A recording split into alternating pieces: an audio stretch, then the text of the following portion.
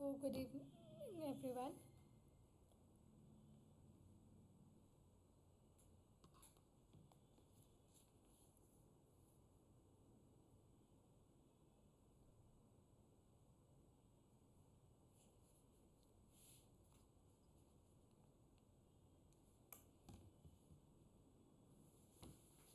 And welcome to the live session for Introduction to Biostatistics of Week 6.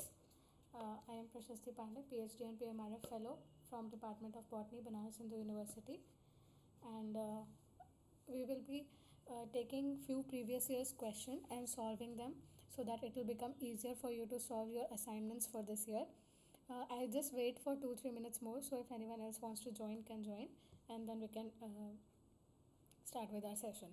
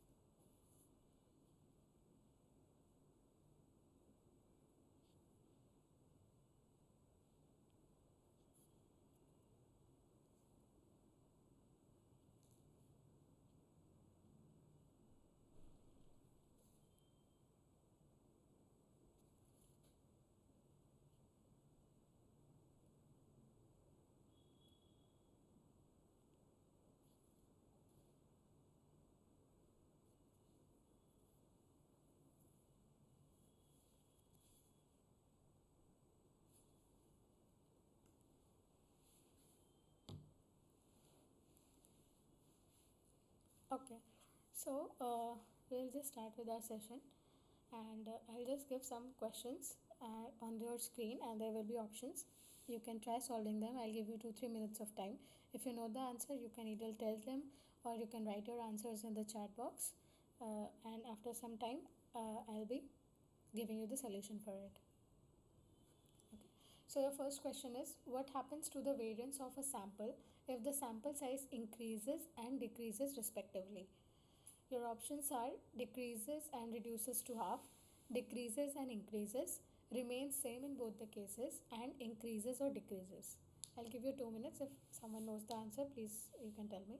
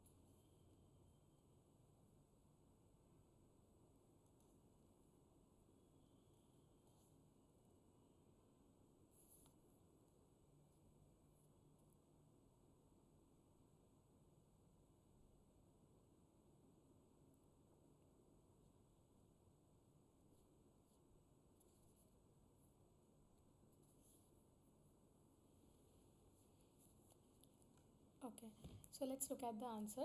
So first let's try to understand, the question was about the variance of the sample.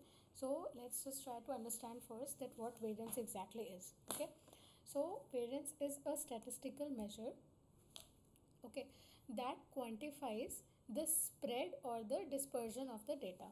Okay, so it quantifies the spread and the dispersion of a set of data points.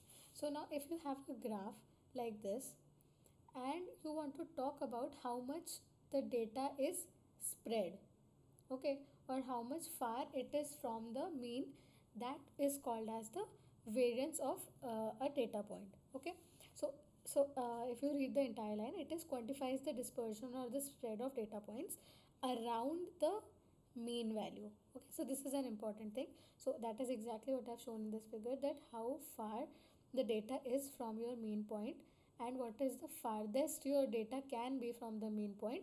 That will determine how much your data has variance. Okay, so it will tell that how much your individual data points will deviate from the mean value, okay, or from the average value. Now if you talk about the definition, variance is the expected value of squared differences between each data point and the mean value, and it is denoted by sigma square. So this is how you write variance, and sigma stands for standard deviation and sigma square stands for variance. Okay, and accordingly this is the formula for standard deviation, where your n is the number of data points, xi is the xi is your okay, so xi is your data point values. Okay, every value that you have in the data point is the values that is represented by xi, and your mu is the mean value. Okay, so this is the formula for variance. Now we are talking about that your variance is trying to explain how much spread or how much dispersed your data is, correct? So now based on this, if the sample size increases, so the more the number of values we have in the data set, the variance of the sample will generally go down, because when the sample size is large, it will provide more information. Okay, so if your information or your data set is more and more, that means the mean of that value will become more precise. Okay, so if you have the average value which is very accurate, your data won't vary much, and that is when your variance will decrease. Okay, so suppose if the graph that we previously showed, and if you have say only three values, and one of which lies here, one of which lies here, and one of which lies here, and you take an average value, so your variance will be a lot. Okay, but in the same place, suppose if you have 100 values, okay, and when you take that 100 value and take the average of that, then your data point, then your chances of the deviation from the mean will become very less. So more the number of data points, lesser will be your variance. Okay, and when the sample size decreases, as I explained in this first example, if the sample size is decreasing, the variance of the sample will increase, as there will be fewer data points, and therefore the mean that we are calculating will be less precise, and because of that there will be more variability, which will lead to increase in variance. So now coming back to our question, that what will happen to the variance of the sample if the sample size increases and decreases respectively. So of course the answer will be that when the sample size increases, your variance will decrease, and when the sample size decreases, your variance will increase. Okay, so option 2 is the correct option here.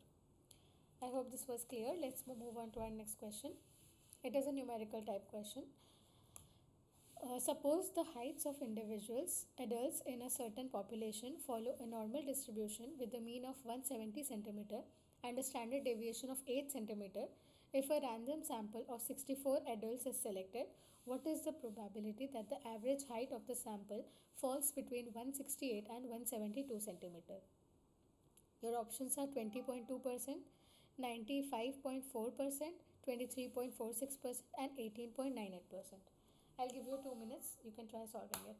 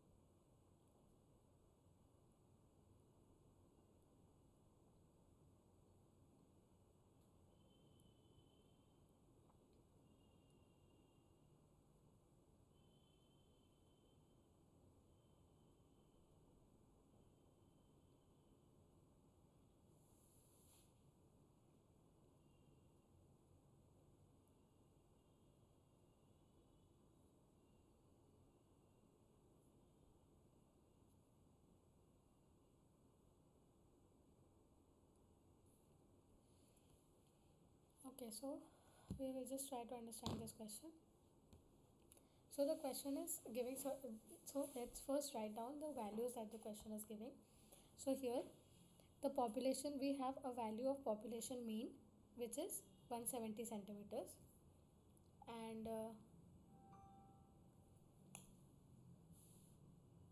okay, so our mean value is 170 centimeters, standard deviation is given as 8 centimeters, sample size is 64, and we want to find out the probability that the mean value lies between 168 to 172, where x is the sample mean. Okay, so now to solve this problem, first we need to find the standard error of the mean. So standard error formula will be SEM equals to standard deviation upon square root of n. Okay, now we have all this value. We have the standard deviation as 8 and we have the n value as 64. Now if you solve this, you get the value of 1. So our standard SEM value will be equal to 1. Okay, now we need to now to solve this kind of questions, we need to find out z score values. Okay, now how do you find out z square values? So when there is a range given to any question, your z square value will so you calculate two z square values for this, one for the lower range and one for the upper range. Okay, so now to calculate this value, we will subtract 160 from 170 divided by 1, which will be equal to minus 2, and z2 will be your higher range, which was 172 minus 170 divided by 1. Okay, so this will be 2 upon 1, so the answer will be 2. So z1 is minus 2 and z2 is 2. Now when you have your two values, two raw z square values, you need to find out the value of z1 and z2. Now how do you do that? There is a table which is called as a standard normal distribution table. It is a standard table where for every raw z square value, there will be a value defined in that table. So for example, in this case, we are saying that for probability of z square being less than 2, that if you go to the table and you get the value will be 0.9772, and for z less than equal to minus 2, the value will be 0.0228. So these values are taken from the standard normal distribution table or the calculator. We can use the calculator to get this value. Okay, now once you have the two probability values for your, because that is where you need to find out that what is the probability of lying between those two values, okay, which was 168 and the 172. Now you simply have to calculate the probability with the interval. This is what we had to find out. So now this will mean that probability of z being less than 2 minus probability of z being less than minus 2, and we have these two values. We will simply subtract it, and this is the answer, 0.9544. And if you convert this into percentage, your value was 0.9544. If you convert this into percentage, it will be 95.44%. Okay, so your correct answer will be 95.44. So 95.44% probability is that the average height of the samples of the population will lie between 168 centimeter to 172 centimeter. Okay, I hope this was clear. So we can move on to our next question. If a sample population of size 38 is selected from a population with mean 70 and standard deviation 5, the standard error of the sampling distribution of sample mean is. Your options are 0.28, 0.15, 0.81 and 0.22. I'll give you 2 minutes. You can try solving it.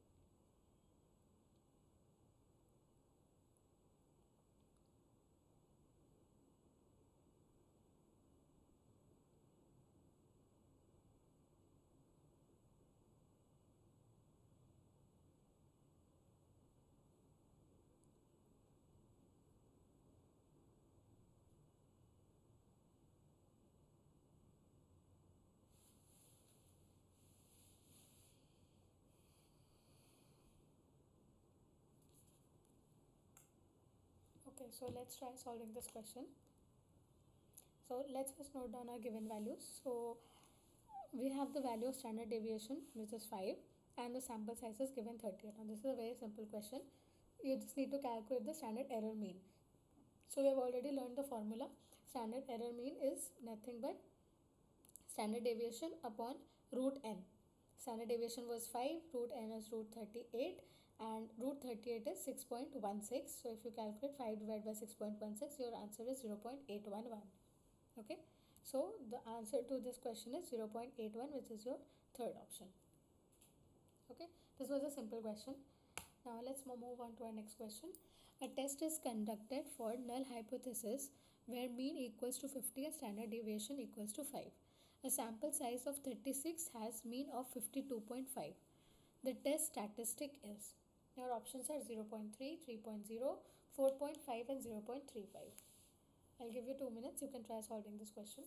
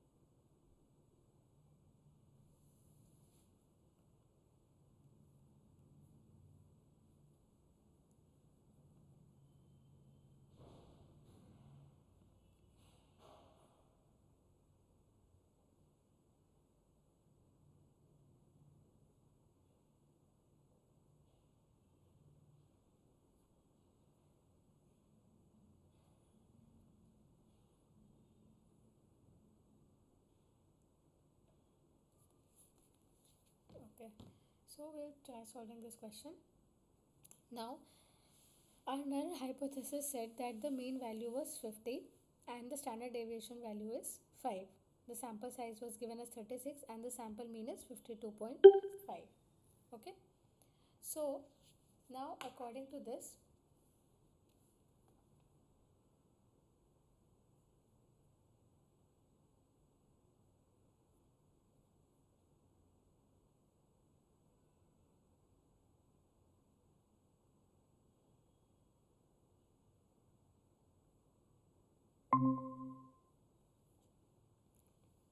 okay, so now according to this, first you need to calculate it. It is very similar to the previous question that we have already done. You need to calculate the standard error first. Standard error formula is standard deviation upon square root of n.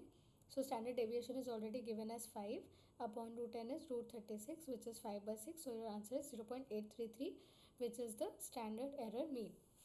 Now we need to calculate the z-score or the z-statistics, which is asked in the question. So now to calculate the z-statistic, your formula is z-statistic will be mean value minus a null hypothesis mean value, which is represented by mu naught, divided by standard error mean. Okay, so you simply put values in this where your x mu bar is already given. X bar is 52.5 and your mu naught is 50. Standard error mean we have just calculated is 0.833. Okay, so if you solve this, you get the value as 2.5 divided by 0.833, which is 3. Okay, so your z statistics is 3. So in your question, your option B is correct. Okay. The test statistic for this will be 3. Now let's move on to our next question. In a study, the heights of individuals in a large population are normally distributed with a population variance of 36. A researcher takes a random sample of 49 individuals from this population and calculates the sample mean and sample variance. Assuming that the sample provides an unbiased estimate of the population, what is the expected value of the sample variance, which is S2? Your options are 49, 6, 36, and 7. I'll give you 2 minutes. You can try solving this question.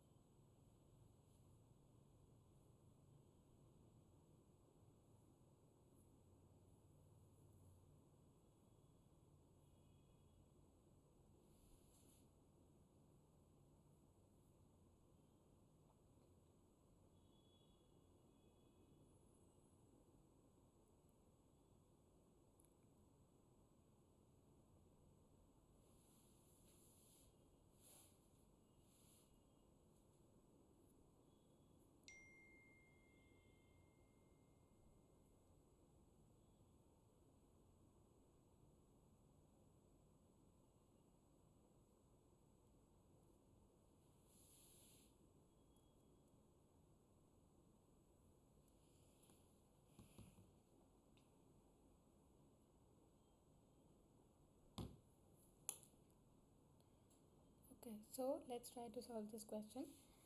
In our question, the given population variance is 36 and the sample size is 49.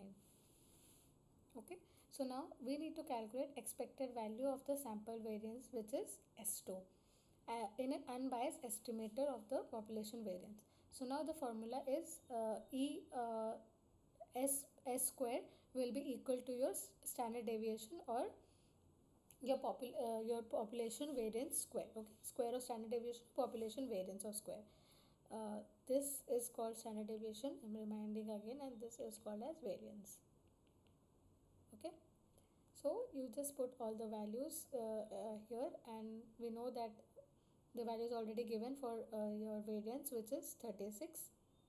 So now to calculate S, you just need to calculate the square root of 36. Okay.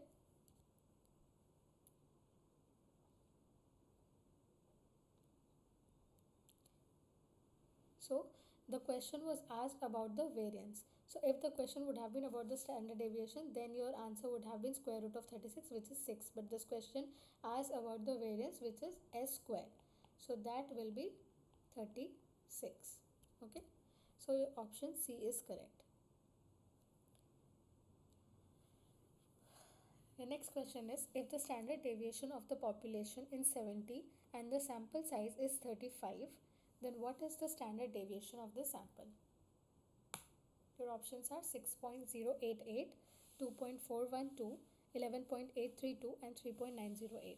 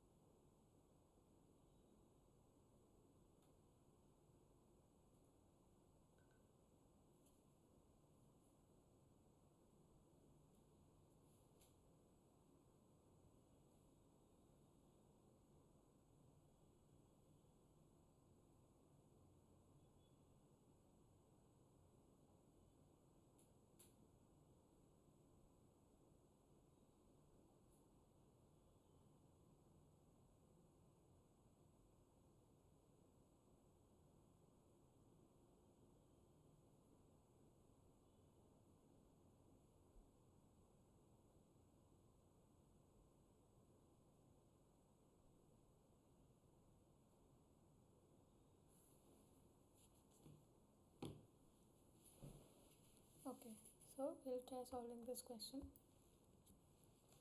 Now in this question the given standard deviation value is 70 and the sample size is 35. Okay, so if the question now refers standard deviation as sample mean, so it is also called a standard error.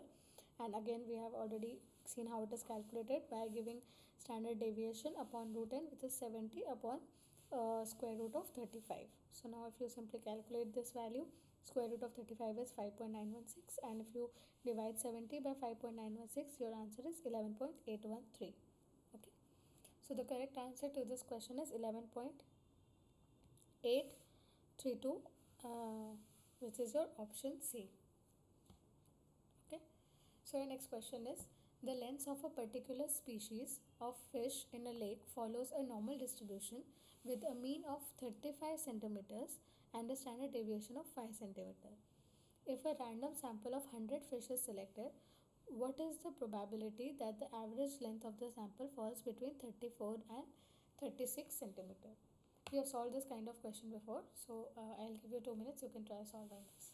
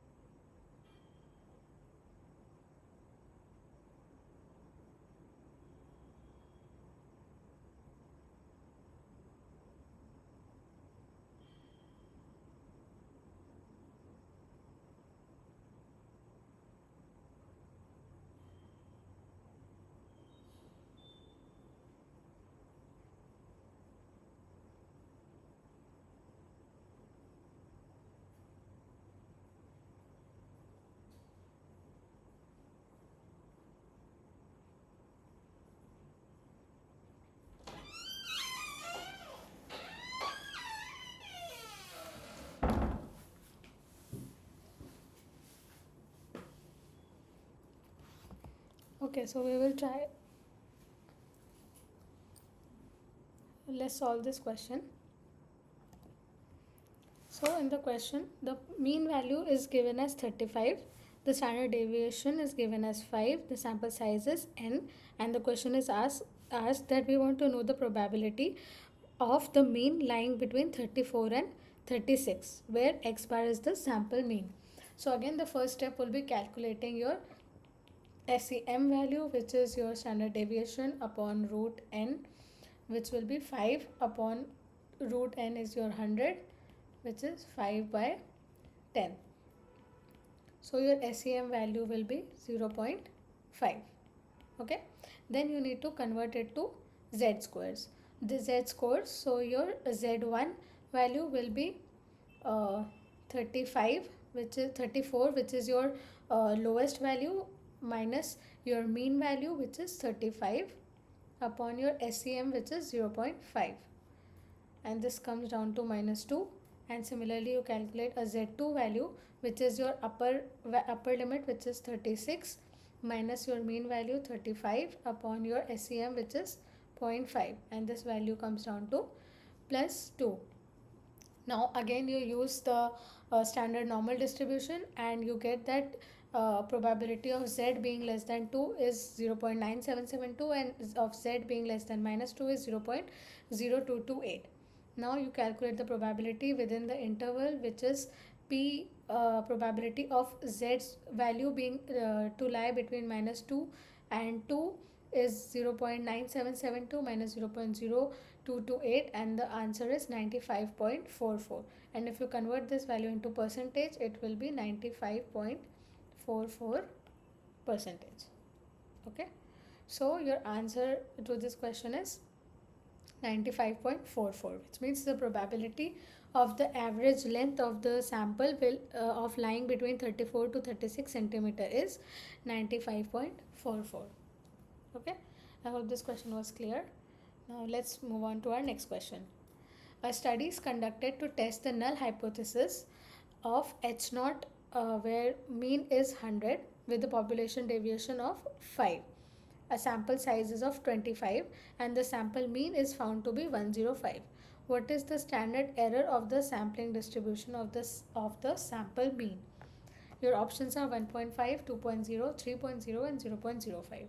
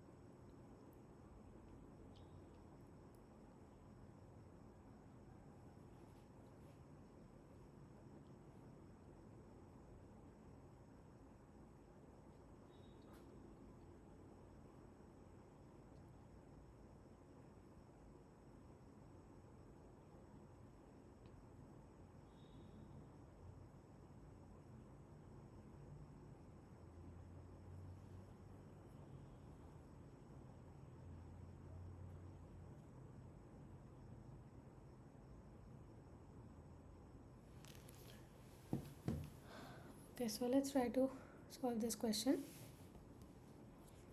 So it's very simple. The standard deviation value is given as 5. The sample size n is 25. Now we just need to calculate the standard error mean, which is standard deviation upon root n, which is 5 by square root of 25, which is equal to 1. So the answer to this question, the standard error of the sampling distribution mean will be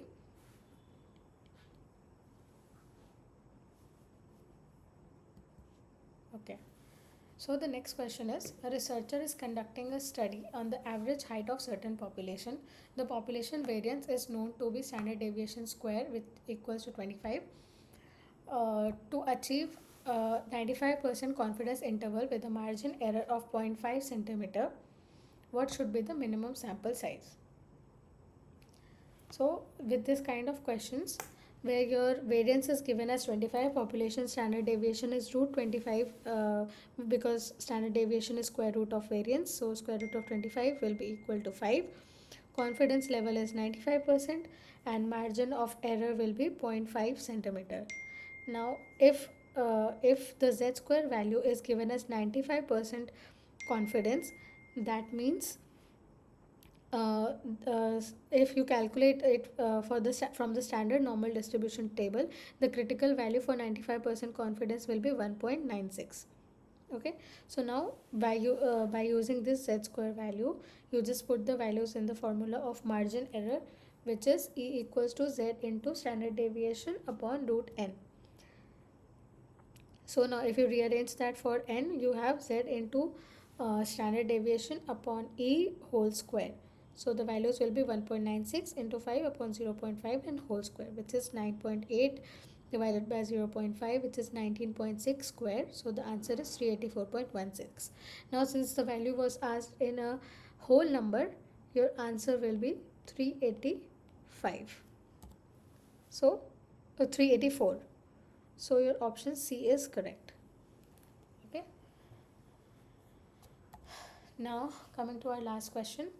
Two types of cell lines, cell line A and cell line B, are studied to compare their migration rates. Cell line A shows an average migration distance of 120 micrometer, while cell B shows an average migration distance of 120 micrometer. In a study, 40 samples from each cell line were tested and the variance of the migration distance for cell line A and cell line B was found to be 200 and 220 respectively. By using 99% confidence interval, which of the following statement is correct? Your options are A, cell line A has significantly higher migration rate than cell line B. Cell line B has significantly higher migration rate than cell line B. The result is inconclusive and both cell lines have the same migration rate.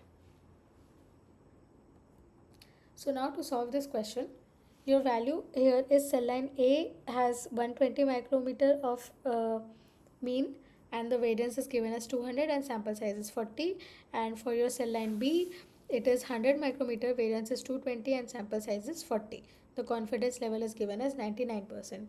Now you calculate the standard error of the differences between the sample means, which is calculated by your standard error is the square root of your SA value upon NA plus SB upon NB. So your SA value, variance value is 200 upon 40.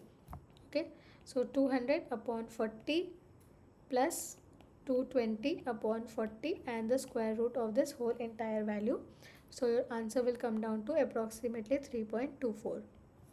Now so because your confidence level is given as 99%, you just calculate the Z value for 99%, which is 2.7576. So this is again calculated from your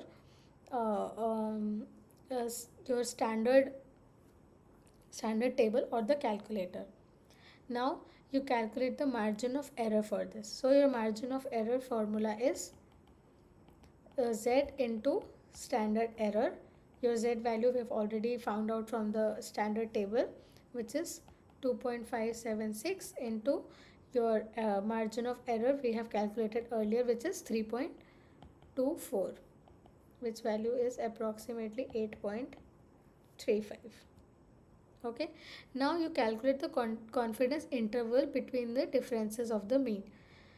So now this will be calculated by your mean value, which is 120 minus 100, and plus minus will be your 8.35, which we have calculated earlier, which will come down to 20 plus minus 8.35. Okay, so your interval will be you just to calculate the interval, you will for one subtract 20 minus 8.35 and 20 plus 8.35. Okay, so 20 minus 8.35 is 11.65 and 20 plus 8.35 is 28.35. So this is the confidence interval for your question. Now the question asks about the interpretation. So now, since the 99% confidence interval for the migration does not include 0 and is entirely positive, it indicates that your cell line A has significantly higher migration than your cell line B at 99% confidence level. So according to this, your option cell line A, that is your option A is correct, that cell line A has significantly higher migration rate than cell line B. Okay, so I hope these questions were very clear to you. If there are any doubts or if there is any questions, you can let me know, we can solve them. And until then, if there's anything you want to ask me, we can discuss, or else we'll end the session.